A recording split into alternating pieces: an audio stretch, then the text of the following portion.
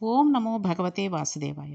మనం మహాభారతంలో ఆది పర్వంలో కొన్ని విషయాలు తెలుసుకున్నాం. అసలు మహాభారతంలో ఆది పర్వం చాలా ప్రఖ్యాతి వహించిన పర్వం. ఇందులో విశేషించి గరుడోత్పత్తి ఆఖ్యానానికి చాలా విశేషమైన ప్రాధాన్యం ఉంది. నన్నయ్య గారు దానికి ఫలశ్రుతిని కూడా చెప్పారు. ఇది అనేక విధాలుగా మంత్రరహస్యంగా దివ్యమైన దర్శనంగా అనితర సాధ్యమైన బలప్రకారములతో జన్మించిన ఒక దివ్య పురుషుని గాథగా, తల్లిని దాస్యం నుండి విడిపించిన ఒక ఉత్తముడైన కుమారునిగా చరిత్ర చెప్పబడింది. విశేషించి ఆదిపర్వం మహాభారతం అంతటినీ సూక్ష్మీకరిస్తుంది. అసలు మహాభారతం కథంతా ఎందుకు నడిచిందో కేవలం గరుడోత్పత్తి అందే ఉంటుంది.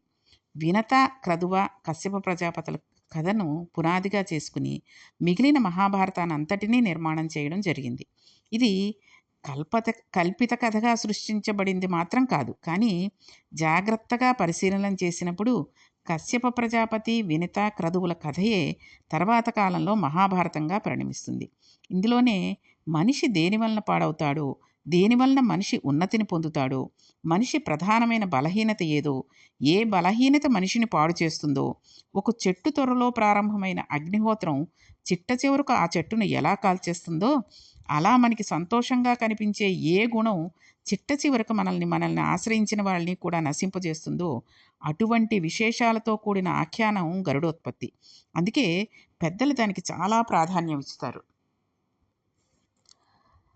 ఇక రురుడి తండ్రికి శిష్యుడైన అస్తీకుని వలన జనమేజయుడు చేసిన సర్పయాగం ఆగిపోయింది అన్న మాటను సహస్రపాదుడు చెప్పినందున రురువు పాములను చంపడం విషయాన్ని పక్కన పెట్టి ఒక ఉత్తముడైన బ్రాహ్మణుడు ఎలా జీవించాలో అటువంటి జీవనాన్ని ప్రారంభించేశాడు రురుడు.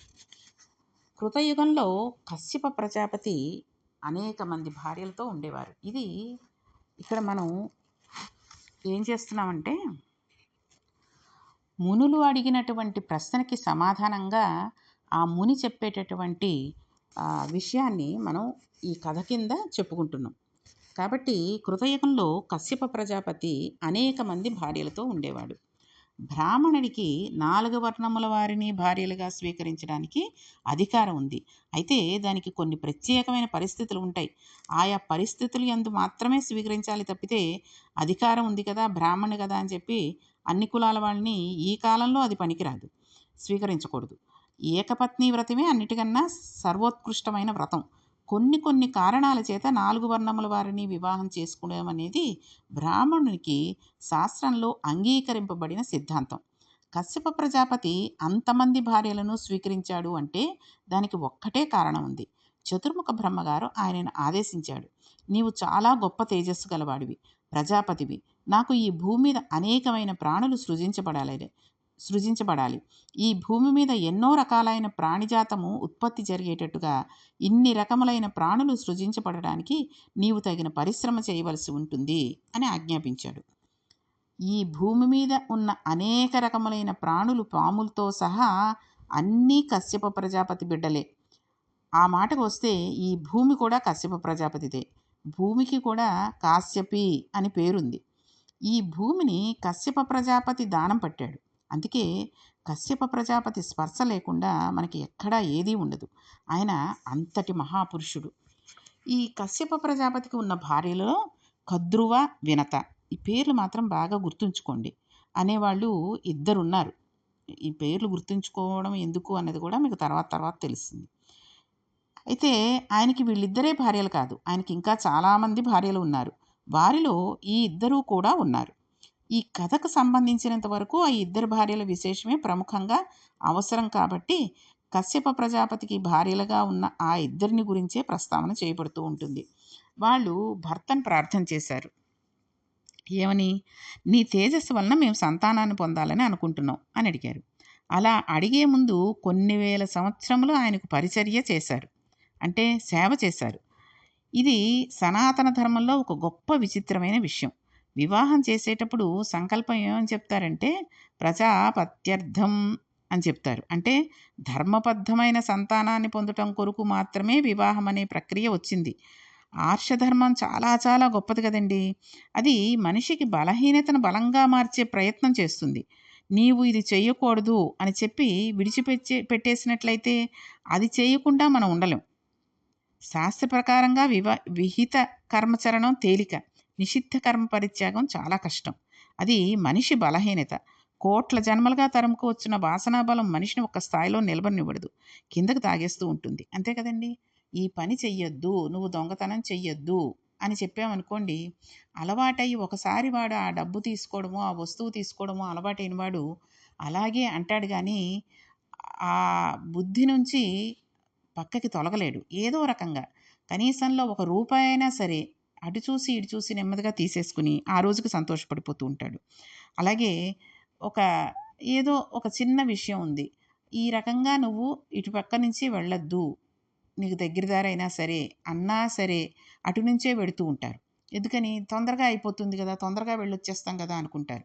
కానీ ఆ దారిలో ఏవో విషసర్పాలో లేకపోతే ఏదైనా కుక్కలు అవి ఉండడమో, ఈ రోజులను బట్టి చెప్పాలంటే వీధి కుక్కలు ఎక్కువైపోయాయి కదండి. ఈ కుక్కలు బారిన పడి ఏదైనా అవుతావమ్మా అటు నుంచి వెళ్ళకు అంటే అటు నుంచే సైకిల్ మీదే అటు ఇటు తిప్పుకుంటూ లేకపోతే బండిని చాలా స్పీడ్గా తీసుకెళ్ళిపోతూ ఉండడం, ఈ కుక్కలో ఏవో కరిచాయని మళ్ళీ ఇంటికొచ్చి తల్లిదండ్రులను బాధ పెట్టడం కదండి. ఇది చాలామందికి ఈ రోజుల్లో తెలిసిన విషయంగా ఉదాహరణగా చెప్పాలంటే ఇది. కాబట్టి ఇలా చేయడం వల్ల అది మనిషిని ఒక స్థాయిలో నిలబడనివ్వకుండా కిందకి లాగేస్తూ ఉంటుంది. అంటే అధోపాతాళానికి వెళ్ళిపోతాడంటారు చూసారా, ఆ రకంగా అయిపోతూ ఉంటుంది.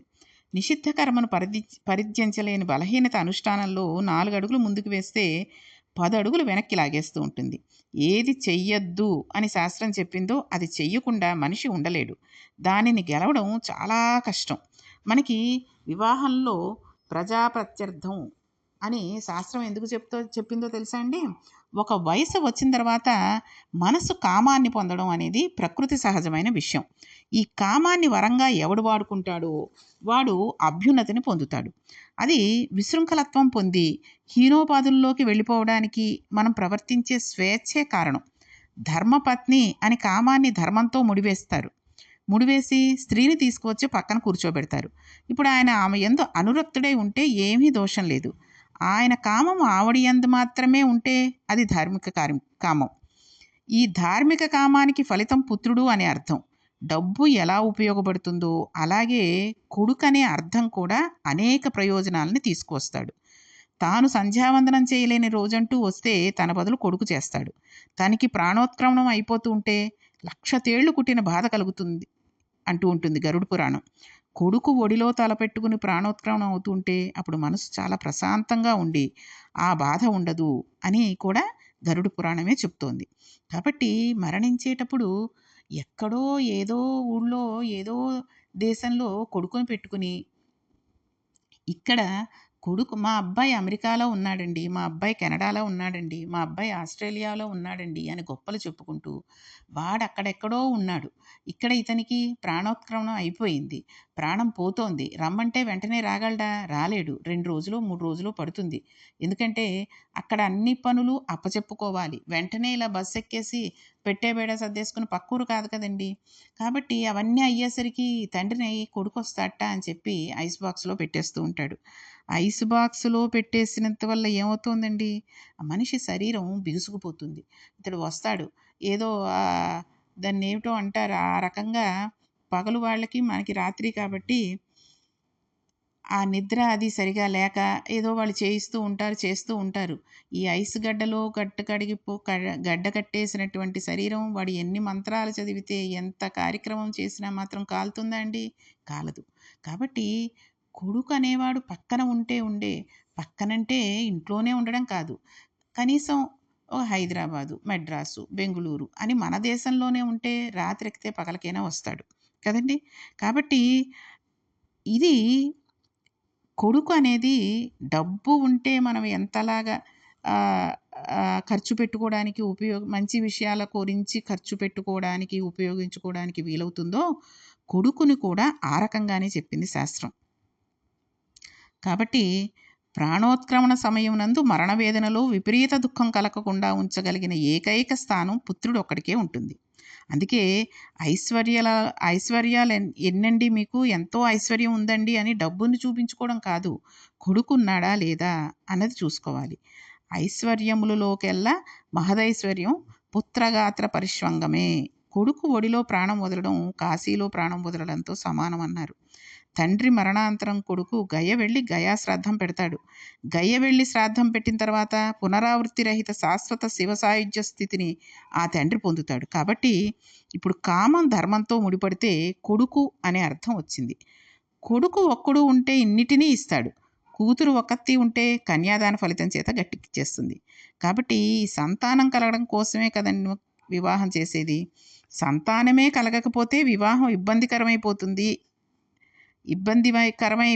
అనేదానికి గుర్తు. కాబట్టి వివాహం ముందు సంకల్పం ఒకటే ప్రజాపత్యర్థం, బిడ్డల కోసం అని ప్రత్యర్థం మనకు చెప్తూ ఉంటారు. ఆ మంత్రానికి అర్థం బిడ్డల కోసం అని. ధర్మంతో కామాన్ని ముడివేస్తారు తప్పితే కేవలం కామోపభోగం కొరకు గృహస్థాశ్రమంలో ప్రవేశించడం అనేది సనాతన ధర్మం నందు లేనే లేదు. ఇప్పుడు ప్రజాప్రత్యర్థం కాబట్టి ఇప్పుడు పుట్టే సంతానం తేజోవంతులు కావాలి. ఆ సంతానం తప్పు పని కానీ చేశాడంటే, చెయ్యకూడని పనులు చేశాడంటే, అంతకుముందు పుణ్యం చేసుకుని స్వర్గలోకానికి వెళ్ళి ఎన్నో దాన ధర్మాలు చేసిన స్వర్గలోకంలో ఉన్న 7 తరాల వాళ్ళని తీసుకొచ్చి నరకంలో పాడేస్తారు. అందుకే కొడుకును కనడంలో సరిపోదు, ఆ కొడుక్కి సరైన బుద్ధి నేర్పించడం కూడా తండ్రి కర్తవ్యంగా ఉంటుంది. అందుకే సరైన భార్య లభించకపోతే ఆ జన్మ వ్యర్థమైపోతుంది. సరైన పుత్రుడు జన్మించకపోతే తనతో పోదు, 7 తరాలు పోతాయి. తన వంశంలో అటువంటి తేజోవంతులు కలగాలి అంటే కొడుకు చేత సత్కార్యాలు చేయించాలి. ధార్మికమైన కార్యక్రమాలు, ఈశ్వరోపాసన కొంతకాలం చేసిన తర్వాత భార్య అభ్యర్థిస్తుంది. నేను నీ వలన సంతానం పొందాలనుకుంటున్నాను, ఇది నా హక్కు, నీ తేజస్సును నేను భరించి నీ రూపాన్ని నేను లోకంలో నడిచేటట్టు చెయ్యాలి. ఆత్మావై పుత్రనామాసి, తండ్రి జీవితానికి కొనసాగింపే కొడుకు, తండ్రియే భూమి మీద కొడుకుగా తిరుగుతాడు అంటారు. అందుకే ఒక ధర్మపత్ని గర్భంలోంచి మాత్రమే ఆ బిడ్డడు రావాలి. కాబట్టి నీ తేజస్సును నా యందు ప్రవేశపెట్టి ధార్మికమైన సంతానాన్ని నా యందు ఉత్పాదన చేయవలసింది అని ప్రతి పత్ని అభ్యర్థన చేసేది. కాబట్టి పెళ్లి చేసుకున్నాము అంటే ఏదో కామంతో కొన్ని రోజులు గడిపేసాం, ఓ పిల్లాడో పుట్టేశాడు అనుకోవడం కాదు.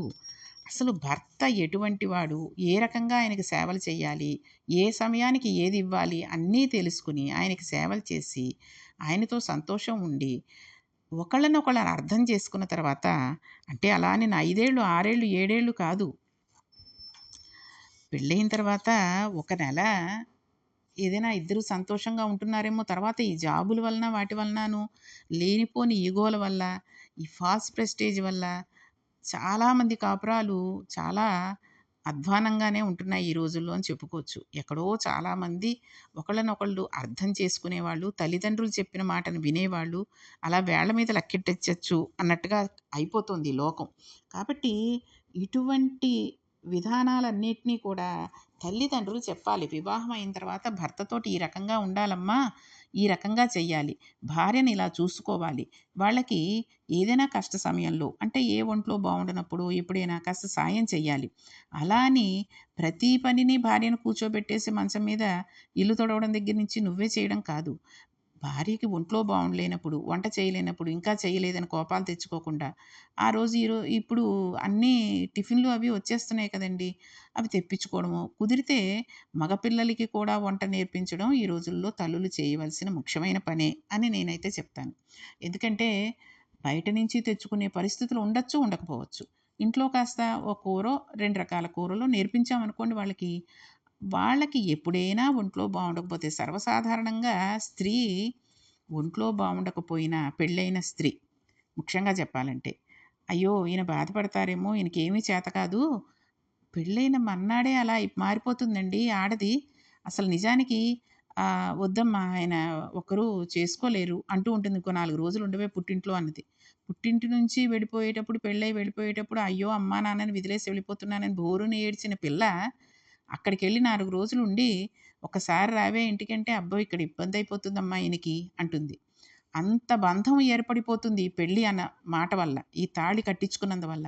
కాబట్టి అప్పుడప్పుడు సాయం చేసినందువల్ల ఎటువంటి ప్రమాదము జరగదు.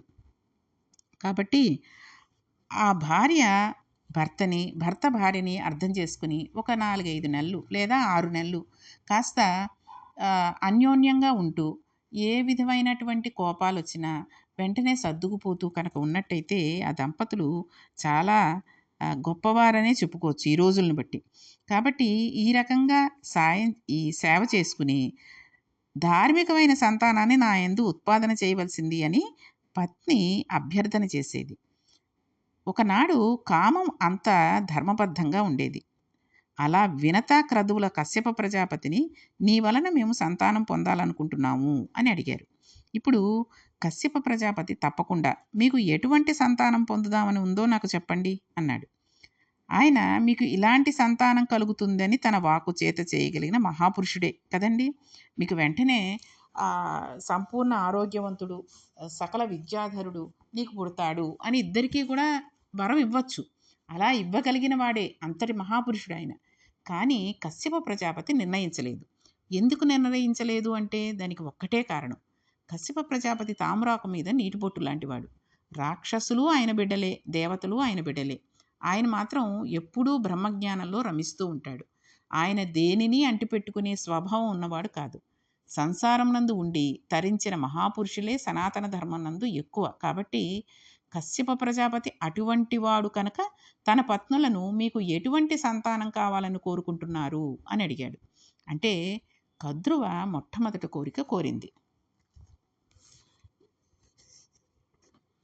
అనల తేజులు దీర్ఘదేహులనైనట్టి తనూజులన్ వినుత సత్వుల గోరె కద్రువ వేపురం కడువేట్కతో వినత కోరె సుపుత్రులన్ భుజవీర్యవంతుల వారికెంటెన్ బలాధికులైన వారి గడింది వీరులు ఇద్దరన్.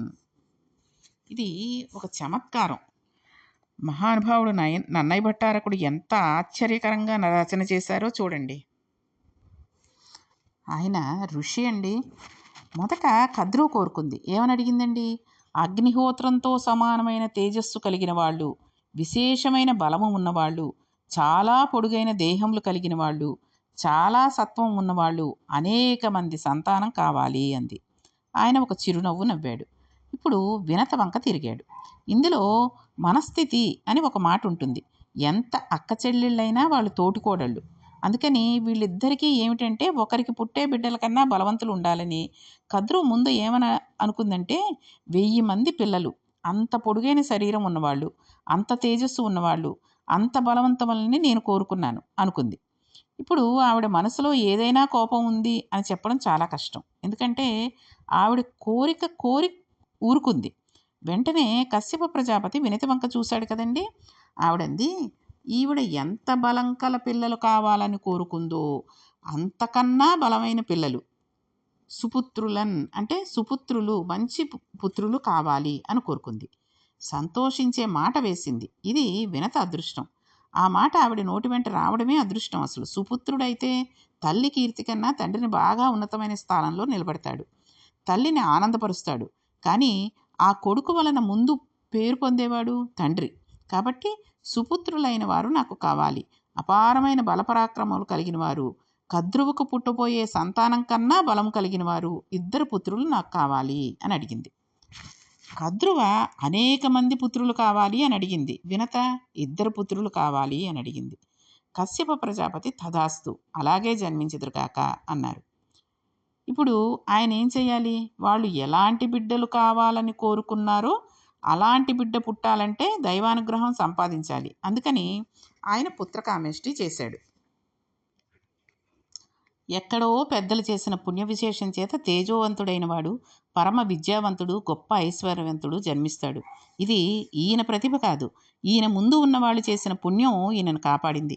అందుకే బిడ్డలు బ్రతకడానికి, బిడ్డలు విద్యావంతులు అవడానికి, బిడ్డలు సంస్కారవంతులు అవడానికి, కీర్తివంతులు అవడానికి కారణం పెద్దలు చేసిన పుణ్యం అయి ఉంటుంది.